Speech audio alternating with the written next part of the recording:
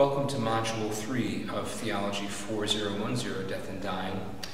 In the first two modules of this course, basically getting us through the first half of the course, we've considered the basic experience of being a human being, what it means to be a human person, the kinds of things that go into that. And then we moved on to considering the particularity of the experience of suffering as a human being. Now in Module 3, we move in a very focused manner into the experience of death. And as a way of introducing that, the first reading that I'm going to have you do for this module, for this first unit of the module, is the story of the death of Jesus Christ. It's a story filled with all of the human complexity of what goes into human relationships. There is fear and betrayal and anxiety and uncertainty, pain and suffering, and what often accompanies a human person as he or she approaches death. Of course, in the story of Jesus, though, the suffering and death of Jesus, there is also a sense of triumph at the end of it,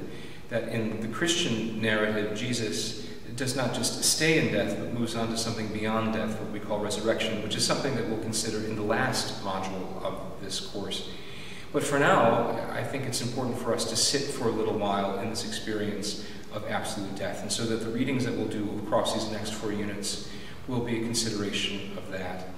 You might also want to know, and I should be a little explicit here how I've structured this course, that each of the 4 modules of this course has been introduced by a reading from either the Hebrew Scriptures or the Christian Scriptures, the Old Testament or the New Testament.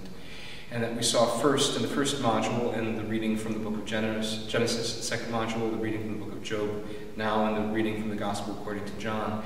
a way that the Christian and the Jewish traditions have framed these questions of life, death, and dying in a way that refers them not just to the experience, the personal individual experience of these things, but in a way frames them in accord with what goes on in a communal experience of those things, as well as how individuals and communities see that in light of their experience of God, of the divine.